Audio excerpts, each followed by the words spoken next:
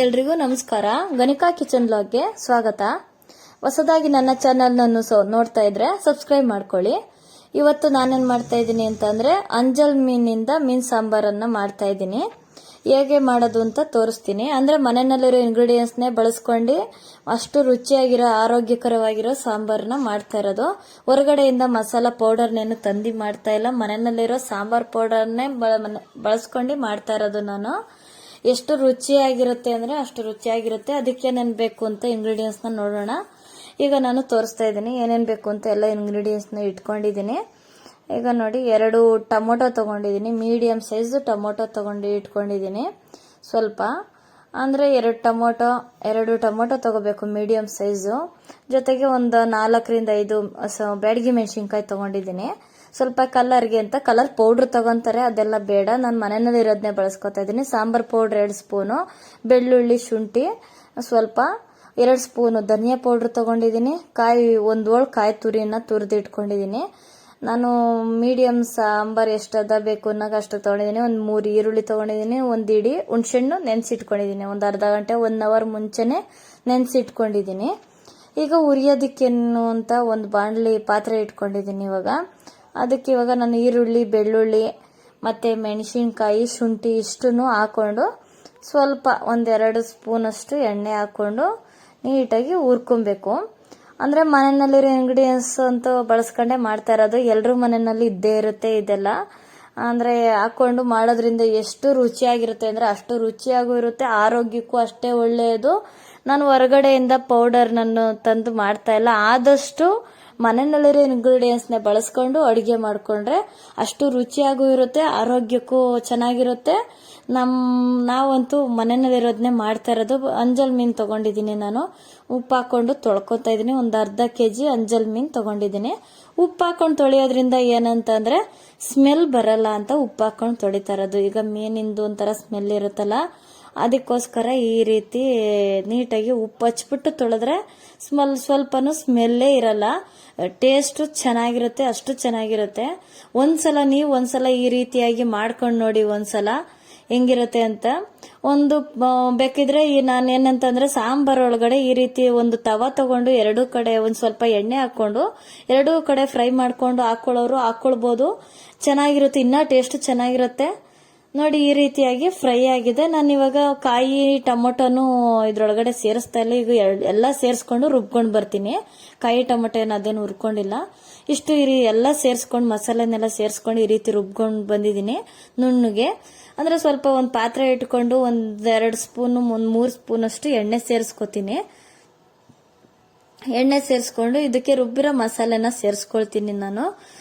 ನೀವು ಏನಂತ ಅಂದ್ರೆ ಮನೆಯಲ್ಲಿರೋ ಇಂಗ್ರೀಡಿಯೆಂಟ್ಸ್ನ ಬಳಸ್ಕೊಂಡು ಮಾಡೋದ್ರಿಂದ ಆರೋಗ್ಯಕ್ಕಂತೂ ಅಷ್ಟು ಒಳ್ಳೆಯದು. ನಾನಂತೂ ಆದಷ್ಟು ಮನೆಯಲ್ಲಿರೋ ಇಂಗ್ರೀಡಿಯೆಂಟ್ಸ್ನೇ ಬಳಸ್ಕೊಂಡು ಮಾಡೋದು. ರೆಡಿ ಪೌಡ್ರ್ ಅಂತೂ ಕಡಿಮೆ ನಾನು ಮಾಡೋದೇ ಇಲ್ಲ. ನೋಡಿ ಈ ರೀತಿ ಎಣ್ಣೆ ಕಾದ ಮೇಲೆ ಈಗ ಈ ರೀತಿಯಾಗಿ ರುಬ್ಬಿರೋ ಮಸಾಲೆ ಹಾಕಿರೋದೇ ಕಾಣಿಸ್ತಾ ಇದೆಯಲ್ಲ, ಎಷ್ಟು ನೋಡೋದಕ್ಕೆ ಎಷ್ಟು ಚೆನ್ನಾಗಿದೆ, ಎಷ್ಟು ಪರ್ಫೆಕ್ಟ್ ಆಗಿ ಬಂದಿದೆ ಅಂತ. ಕಲರು ಅಷ್ಟೇ ಚೆನ್ನಾಗಿದೆ. ಕಲರ್ಗೆಲ್ಲ ಕಲರ್ ಪೌಡ್ರನ್ನೇ ಹಾಕ್ತಾರೆ, ರೆಡ್ ಚಿಲ್ಲಿ ಪೌಡರ್ ಅಂತ. ನಾನೇನಿಲ್ಲ, ಮನೆಯ ಬ್ಯಾಡ್ಗಿನೇ ರುಬ್ಬಿ ಮಾಡ್ತಾ ಇದ್ದೀನಿ.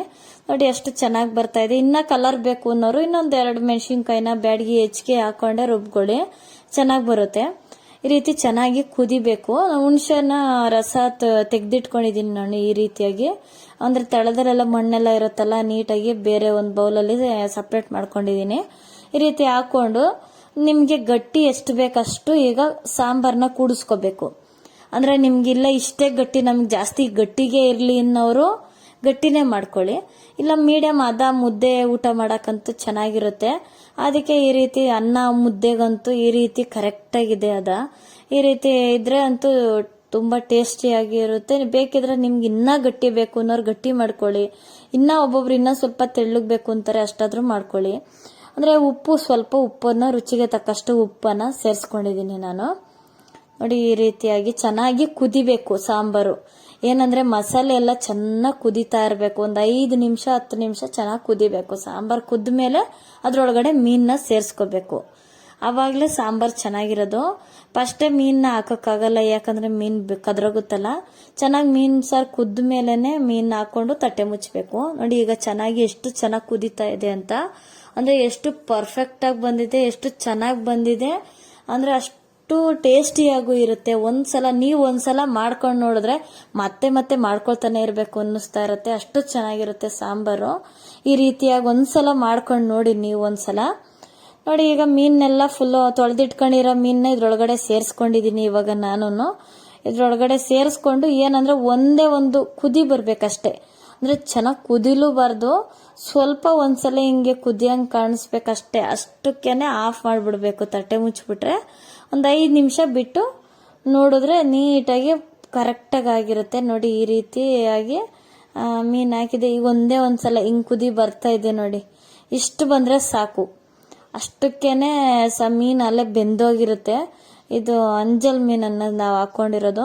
ಬೇಕಿದ್ರೆ ನೀವು ಇದೇ ಮಸಾಲೆಗೆನೆ ನೀವು ಬೇಕಾದ್ರೆ ಬಾಂಗ್ಡ ಹಾಕೋಬಹುದು, ಯಾವ್ದಾದ್ರು ಬೇರೆ ಮೀನುಗಳೆಲ್ಲ ಬರುತ್ತಲ್ಲ ಅದೆಲ್ಲ ಸೇರಿಸ್ಕೊಳ್ಬೋದು ಬೇಕಿದ್ರೆ. ಆದ್ರೆ ಅಂಜಲ್ ಮೀನಲ್ಲೂ ಸಾಂಬಾರ್ ಟೇಸ್ಟ್ ಅಂತೂ ಸೂಪರ್ ಆಗಿರುತ್ತೆ, ಅಷ್ಟು ಚೆನ್ನಾಗೂ ಇರುತ್ತೆ. ಒಂದ್ಸಲ ಮಾಡ್ಕೊಂಡು ನೋಡಿ. ಈ ರೀತಿ ತಟ್ಟೆ ಮುಚ್ಚಿ ಒಂದು 5 ನಿಮಿಷ ತಟ್ಟೆ ಮುಚ್ಚಿ ಇಟ್ಬಿಡ್ಬೇಕು. ಆಫ್ ಮಾಡಿಬಿಟ್ಟಿದ್ದೀನಿ, ಅಂದ್ರೆ ಕುದಿಯಕ್ಕೆ ಬಿಟ್ಟಿಲ್ಲ. ಅಷ್ಟು ಕುದಿ ಬಂದ್ಮೇಲೆ ನೋಡಿ ಅಷ್ಟಕ್ಕೇನೆ ಕರೆಕ್ಟಾಗಿ ಆಗಿದೆ, ಹದವಾಗಿ ಕರೆಕ್ಟಾಗಿ. ನೋಡಿ ಆಲೆ ಮೀನು ಕದ್ರೋಗ್ತೈತೆ, ಚೆನ್ನಾಗಿ ಬೆಂದೈತೆ, ಅಷ್ಟು ಸ್ಮೂತಾಗಿ ಬೆಂದೈತೆ. ನೋಡಿ ಎಷ್ಟು ಚೆನ್ನಾಗಿ ಬೆಂದಿದೆ ಅಂತ, ಮೀನಂತೂ ಅಷ್ಟು ಚೆನ್ನಾಗಿ ಕದ್ರೋಗ್ತಾ ಇದೆ, ಅಷ್ಟು ಪರ್ಫೆಕ್ಟಾಗಿ ಬೆಂದೈತೆ. ನೋಡಿ ಈ ರೀತಿಯಾಗಿ ಚೆನ್ನಾಗಿ ಬೆಂದಿದೆ ಅಂದ್ರೆ ಮಾತ್ರ ಸಾಂಬಾರಂತೂ ಅಷ್ಟು ಚೆನ್ನಾಗಿರುತ್ತೆ. ನೀವು ಒಂದ್ಸಲ ಮಾಡ್ಕೊಂಡು ನೋಡಿ, ಮತ್ತೆ ಮತ್ತೆ ಮಾಡ್ಕೊಳ್ತಾನೆ ಇರಬೇಕು ಅನ್ನಿಸ್ತಾ ಇರುತ್ತೆ. ಖಾರಕ್ಕಂತೂ ನಾನು ಖಾರಕ್ಕೆ ಅಂದ್ರೆ ಸಾಂಬಾರ್ ಪೌಡ್ರ್ ಹಾಕಿದ್ನಲ್ಲ ಅದರಲ್ಲೇ ಖಾರ ಇದೆ. ಅಂದ್ರೆ ಯಾಕಂದ್ರೆ ಖಾರ ಹಾಕಿಲ್ಲ ಅಂತ ಅನ್ಕೊಳಂಗಿಲ್ವಲ್ಲ, ಸಾಂಬಾರ್ ಪೌಡ್ರಲ್ಲೇ ಖಾರ ಇರುತ್ತೆ. ನೋಡಿ ಈ ರೀತಿಯಾಗಿ ಚೆನ್ನಾಗಿ ಸಾಂಬಾರಂತೂ ಅಷ್ಟು ಚೆನ್ನಾಗಾಗಿದೆ. ನಮ್ಮನೇಲಂತೂ ಸಾಂಬಾರಂತೂ ಅಷ್ಟು ಬೇಗನೆ ಮಾಡಿ ಒಂದು 10 ನಿಮಿಷ 1/4 ಗಂಟೆಗೆ ಅಲ್ಲೇ ಸಾಂಬಾರೇ ಖಾಲಿ ಆಗೋಯ್ತು. ಇನ್ನ ವಿಡಿಯೋ ಮಾಡ್ತಾ ಇದ್ದಂಗೆ ಖಾಲಿ ಆಗೋಯ್ತು ಸಾಂಬಾರಂತೂ. ಅಷ್ಟು ಚೆನ್ನಾಗಿರುತ್ತೆ. ನೀವು ಒಂದ್ಸಲ ಮಾಡ್ಕೊಂಡು ನೋಡಿ ಹೇಗಿದೆ ಅಂತ ನೋಡಿ. ಎಷ್ಟು ಚೆನ್ನಾಗಿದೆ ನೋಡಿ, ಅಷ್ಟು ಪರ್ಫೆಕ್ಟ್ ಆಗಿದೆ. ಕಲರು ಅಷ್ಟೇ ಕರೆಕ್ಟ್ ಆಗಿದೆ, ನ್ಯಾಚುರಲ್ ಆಗಿದೆ ಸಾಂಬಾರಂತೂ. ಯಾವ ಪೌಡ್ರು ಹೊರಗಡೆದು ರೆಡಿ ಪೌಡ್ರು ಮಸಾಲೆ ಎಲ್ಲ ಏನೂ ಇಲ್ಲ, ಮನೆಯಲ್ಲೇ ಇರೋದನ್ನೇ ಹಾಕೊಂಡು ಮಾಡ್ಕೊಂಡ್ರೆ ಅಷ್ಟೇ ಸಾಕು. ಎಷ್ಟು ರುಚಿಯಾಗಿರುತ್ತೆ, ಆರೋಗ್ಯಕ್ಕೂ ಅಷ್ಟೇ ಚೆನ್ನಾಗಿರುತ್ತೆ. ಮುಂದಿನ ವಿಡಿಯೋದಲ್ಲಿ ಸಿಗ್ತೀನಿ. ಎಲ್ರಿಗೂ ನಮಸ್ಕಾರ.